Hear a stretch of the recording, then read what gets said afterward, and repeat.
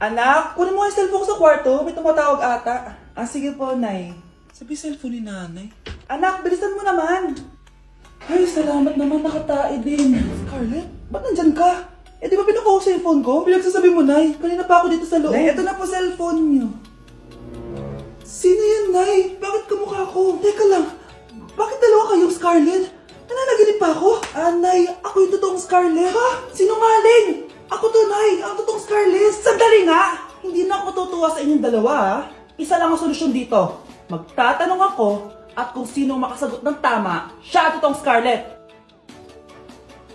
Unang tanong, saan ako may balat? Balat? Ah, Nay! Sa puwet! Nay! Sa kifi. Tama! Kifi. Ha? Totoo ba, Nay? O, diba? Alam ko. Susunod na tanong. Ano ang timbang ko? Mukha kang 100 kilos, Nay. 75 kilos? Tama! 75 kilos! Yes! Huling tanong. Ano ang birthday ko? Birthday? Mahina pa naman ako sa ganyan. April 14, 1977? April 15, 1977. Tama! Ikaw nga ang totoong Scarlett! At ikaw, dahil talo ka, lumayas ka na dito! Impostor! Ay! Sino ba kasing Scarlett na yun? Bakit kamukha ko siya? Anak, kilalang kilala mo talaga ako, no? Siyempre naman, Nay. Anak mo ko eh. Worth it lahat ng pagpaparetoke ko dahil sinira mo ang mukha ko noon. Ngayong napaniwala na kita, gaganti na ako sa'yo. Shh, Scarlett. Tatakas kita, ha? Scarlett, may kausap ka ba? Nandiyan na si nanay. Bilisan mo. Paparating na siya. Bibilisan ko na. Scarlett! Scarlett! May kausap ka ba? Huwag kang maingay dyan, ha? Scarlett, tara na. Tara na, tita. Tita, buti na lang dumating ka. Hindi ko na kaya mga pinagagawa ni nanay. Hi, Scarlett. Nay! Napakahayap mo, Susan! Oo, hayop ako. At least madaming pera. Huwag kang mag-alala. Hindi kita sasaktan. Ha? Hindi ko na din kaya mga pinagagawa sa akin ni Susan. At ikaw, Scarlett, ipapakain ko sa'yo yung lason na binigay mo sa akin. Nay, wag po. Halika. Isubo mo tong lason. Ito'y nararapat sa'yo para mawala ka na sa mundo. Itigil mo na yan, Susan. Totoo ba ito nakikita ko? Buhay ka, Tay? Oo, buhay na buhay. Paano nangyari yun? Hindi pwede. Pinatay na kita. Simula pa lang ng una, alam ko naman na pera lang ang habol mo sa akin, Susan. Kaya nung naparalyze ako, alam ko na pagkakataon mo na yon para lasunin ako. Kaya inutusan ko yung pulis para ipalit ako sa bangkay. Hawak ko din dito yung mga papeles na magpapatunay na ninanakawan mo ako ng pera. Sumama ka sa akin sa presinto. Tandaan nyo to! Hindi ba ako tapos? Anak, sorry. Kinailangan ko magtago sa'yo. Okay lang, Tay. Ang importante, buhay ka.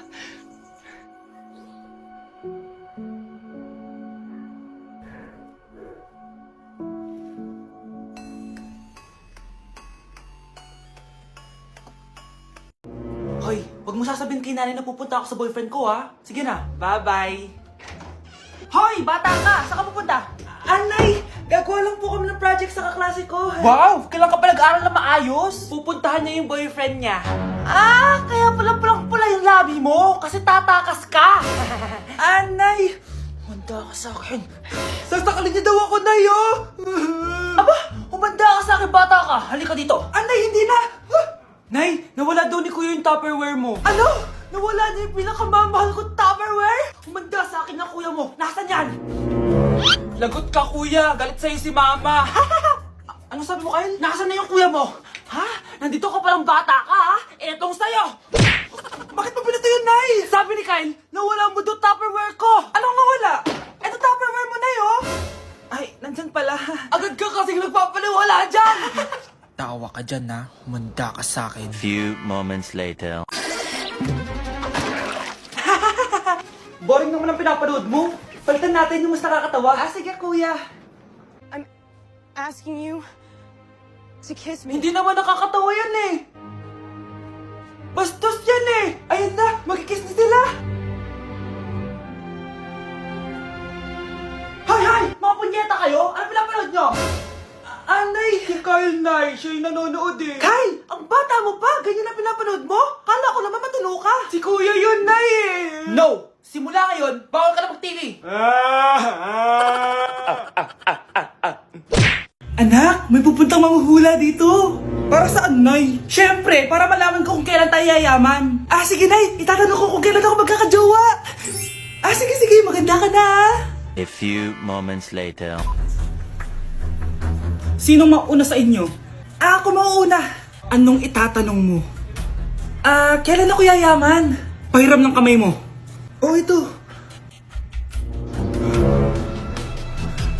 Malapit ka lang yumaman.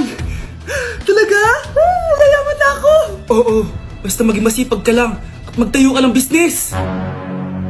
Ako naman po. Sige, anong itatanong mo, Iha? Kailan po ako magkakajowa? Hindi ka na magkakajowa. Hindi pwede to. Gusto ko magkajowa. Pero pwede natin itong baguhin. Basta, magbayad ka lang. Sige, magbabayad ako. Kung naman na lahat ang pera ko, basta magkajowa lang ako. Hawakan mo kamay ko.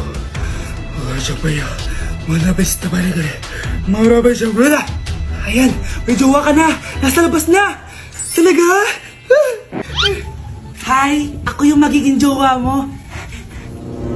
Bakit ang pangit? Mukhang talampakan. Nay! Oh, bakit? Anyari? Sinabihan niya akong pangit. Totoo naman eh. Bastos ka. Aalis na kami dito. Nasaan yung mga bayad nyo? Hulaan mo magkano ibabayad namin sa'yo? 5,000! Nasaan na? Mali! Wala kami ibabayad sa'yo dahil scam ka! Magbabayad kayo! Lumayas na kayo dito! Layas! Aroy, tinanggalan ako ng ngipin. Napakalaki ng tinanggal sa akin.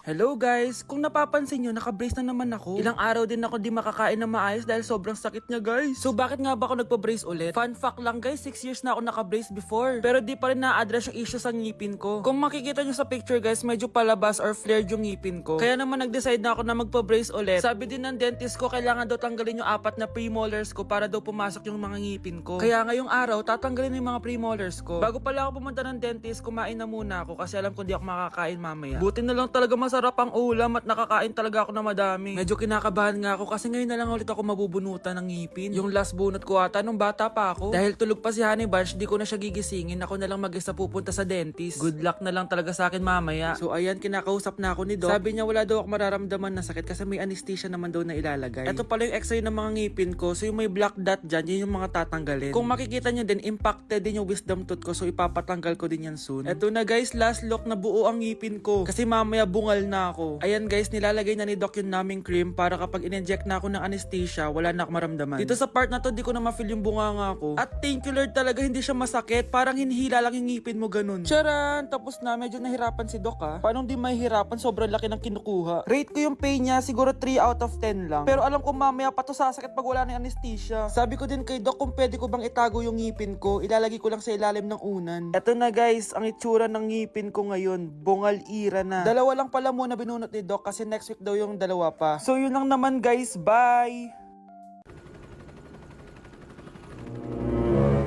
OMG, grabe yung baha oh! For sure marami naman nakurakot si Dad. Paldo!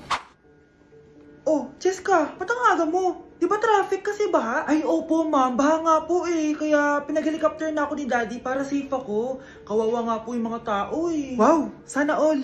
Yes Daddy? Opo, nandito na po ako sa school. Yung baon ko 1 million ha, send mo na. Ha? 1 million yung baon niya? No! Binasa mo yung Chanel bag ko! Sorry, Cheska. Alam mo ba kung magkano to, ha? 600,000 to! Mas mahal pa to sa bahay nyo! Napakamahal naman yan.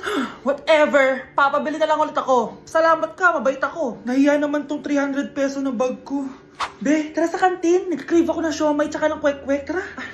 Pwede bang sa Wolfgang na lang tayo mag-lunch? Hindi kasi ako sanay sa mumurahing pagkain. Be, anong kala mo sa akin? Anak ng CEO? Ano ba yan? Hindi ba kayo binibigyan ng allowance ng daddy nyo? Ako na nga lang. Hindi ka naman ganyan dati. Okay, class. Si Cheska na ang bago nating treasurer. Ma'am, wag si Cheska. Kukurakutin niya lang yung class funds natin. Parang tatay niya.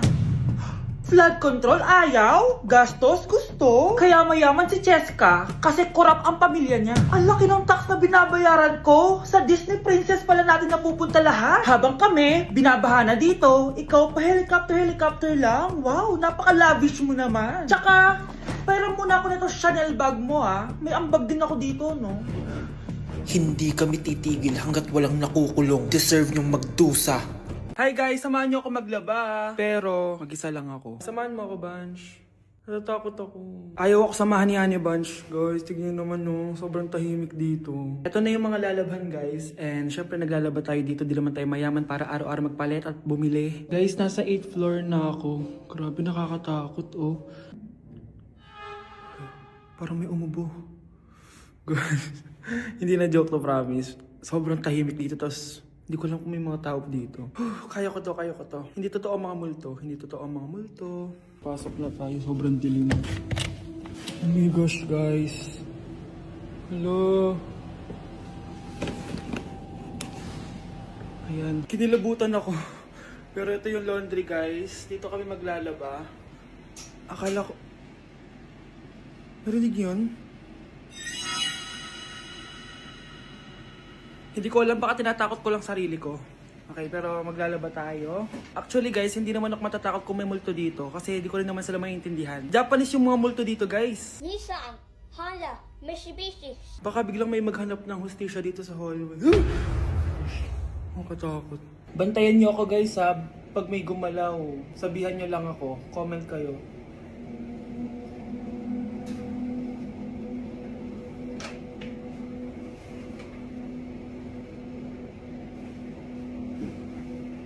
Babalik na ako sa hotel, guys. Hindi ko na kaya. Babalikan ko na lang yun mamaya. Guys, kinikilabutan pa rin ako. Babalik na ako sa room. Bala kayo dyan!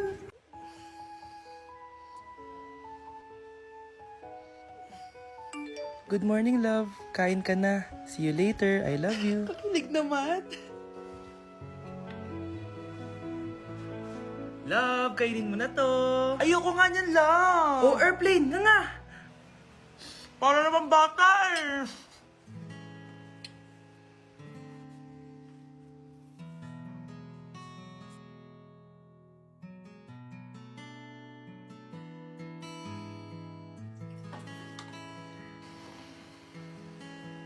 Horror papanoorin natin, love, ah. Ayoko na, nakakatakot, love. Ayun na.